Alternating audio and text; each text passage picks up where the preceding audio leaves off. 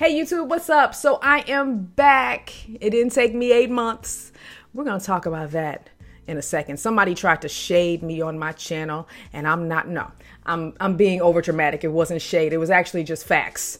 We'll talk about that in a second. But I wanted to talk about the 14-day challenge. I want to show you guys some numbers so you can see how the channel fared during the challenge. And it was, some pretty interesting results. Some things I expected, some things I didn't expect. I'm also going to share why I'm not going to change the hodgepodge nature of my channel. And then if you're a new YouTuber or you're a struggling YouTuber and you can't understand why your channel's not growing or why you're not getting subscribers and views, I think this video is going to shed some light on that. You can learn a lot about what not to do from my channel if you're interested in growing your channel. I mean, don't get me wrong, I do some things right, but I also do a lot of things wrong. But before we get into that, let me introduce myself for the new watchers. My name is Lisa Irby. I'm a full-time entrepreneur. I have been now for 13 years. I teach individuals and entrepreneurs how to monetize their time and talents online.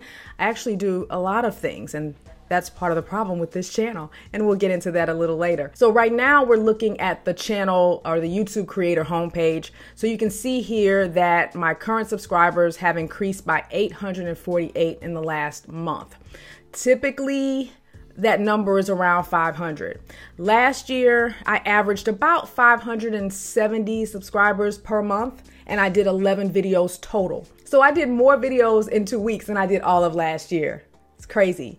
Now, some of you might be wondering, why did you do this 14-day challenge and uploaded a video every single day? It really wasn't for the subscribers or the views. I mean, obviously that's a bonus, but I really wanted to challenge myself because I enjoy doing YouTube videos, but I'm very, very inconsistent with my production. And I just wanted to start 2019 off with a challenge and challenge myself to get back into doing videos regularly. And so the nice thing about doing this challenge is it showed me a lot about what content people want to watch today, what content they don't want to watch today. Yeah, it was very interesting looking at the stats, and I'm still digging through everything to just see what I can learn from this challenge. So it was very, very interesting. So my watch time increased by 130%.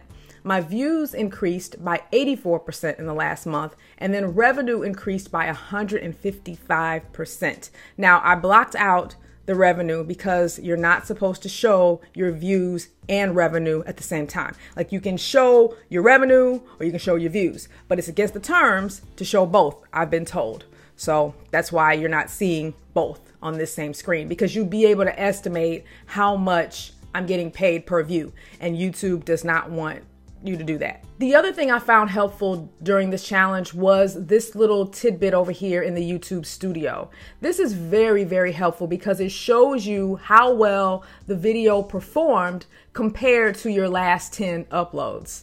And I thought that was very, very, very helpful. So I could instantly see, oh, that video, no one really cared about that. So the videos that did the worst were the podcast video where I showed what I use for podcasting, the WordPress video, and the gear video where I showed the gear that I use for my videos, which was not a surprise. If you think about it, most people subscribe to me because they want to learn how to make money online. And those 3 videos didn't really focus on that. Most people want to watch the how do I make money type stuff. So as you can imagine, the video where I showed how I earned today was the most successful by far. That's what people tend to subscribe to me for, and people are always curious about that kind of stuff. So really wasn't a surprise. The WordPress video probably would have performed a lot better 10 years ago when I was doing much more WordPress stuff, but most of my new subscribers now want to learn about print on demand because that's what I have been doing the most recently.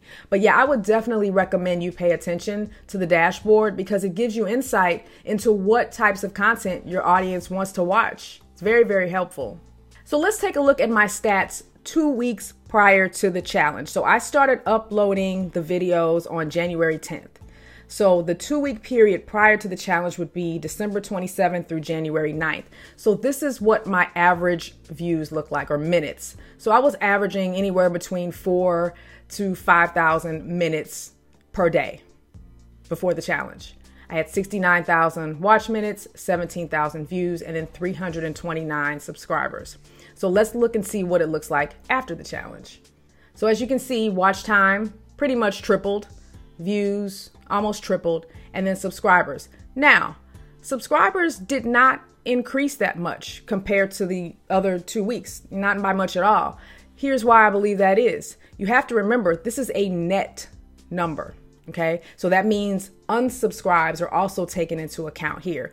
Anytime you do videos, you're going to get some unsubscribes because they're going to be people that will say, okay, I'm just really not interested in this content anymore. However, I expect once these videos, especially the ones that performed well in terms of engagement, once those videos start ranking over the next couple of months, I expect to really see a jump in subs. And I kind of wish I had done this video maybe a month or two later. Once I started planning for this, I was like, maybe I should wait, or maybe I can do another one, because I don't even think that I've been able to see the real impact of, the subscriber numbers yet. You guys have to remember, when I started this channel, I was talking about something completely different than I'm talking about now. And I had one video that was probably responsible for about 30,000 of my subscribers. It was on AdSense. And I don't really do much with AdSense anymore. If I get a $1,000 check from AdSense, that's like a great month for me now. And so a lot of people subscribed for the create a website content and AdSense. And I don't really talk about that stuff anymore. And so that's another tip for those of you trying to grow your channel. When you're starting, it's really great to have a focus and then to continue doing videos on whatever you say you're going to do them on, because that's why people subscribe. And so when you change courses like I have, you lose people. And that's kind of what's happened with my channel. And so none of this surprises me. I'll have people say, I don't understand why you don't have more subscribers. I'm like, I understand.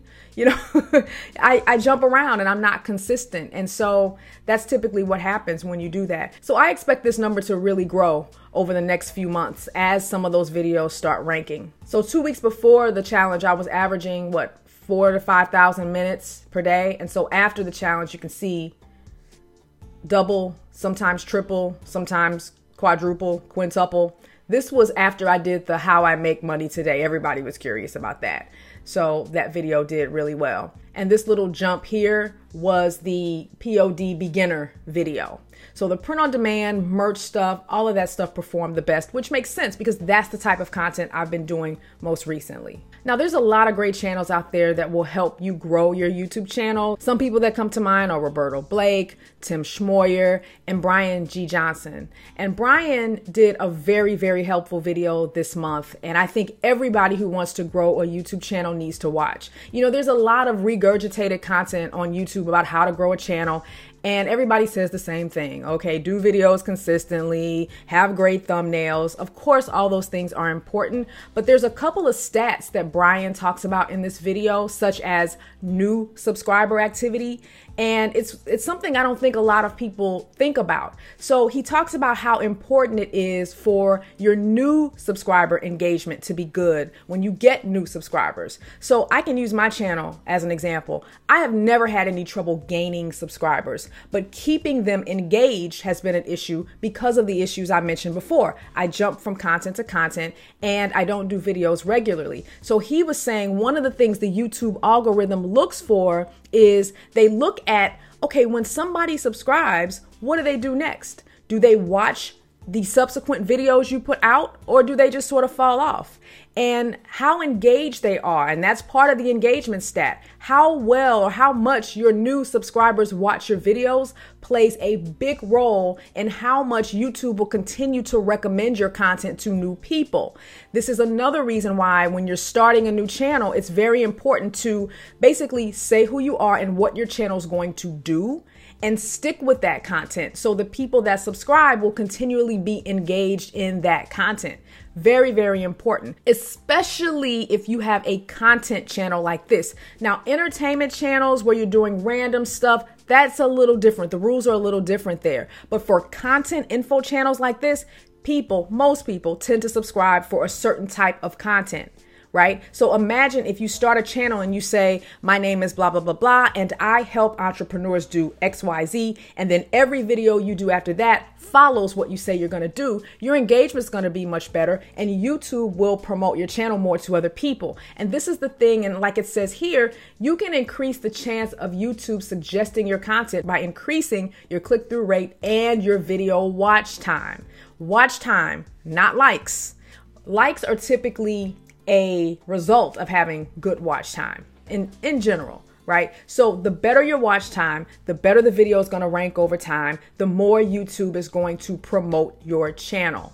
And so that's what you want. And that's why it's so important to constantly put out content that's engaging and that appeals to what your subscribers want to watch. So as you can imagine, when you do a lot of different content, every video you put out is not going to be appealing to them. And that can hurt your channel. And that's kind of what's happened with this. So that's why you see channels like mine with a lot of subs, but not that many views. Now, you might remember me doing a video in 2016 about how I was going to start a new niche website and I was going to have a separate YouTube channel because I wanted everything to be very, very focused because I felt that would help the engagement of that channel.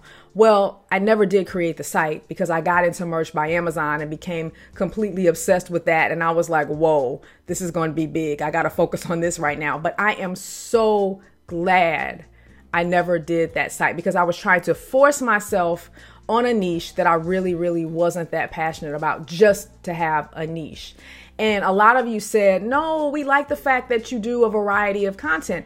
And I can understand that a lot of you might like that. But from a standpoint of growing a channel, that makes it difficult because you don't have a very engaged audience. However, for me, knowing how I tend to jump from topic to topic and I have a lot of interest online, and because YouTube is not a primary source of my income, I really like doing the hodgepodge stuff. You know, I really like having a lot of variety with my channel, even though it means it won't have the best engagement. And can you imagine every time I jump to a new topic, I change channels or create a new channel? I'd have so many channels. And so for me, just because of how I jump around, I'm going to stick with what I've always done. And I'm going to stick with this one channel. The good thing about my channel, though, is that most of the topics are still about making money online, monetization, and all that type of stuff. So because of that, I can still do a better job of branding my channel, like by having a statement when I start my channel. I'm going to show you what Brian does, and this is very important.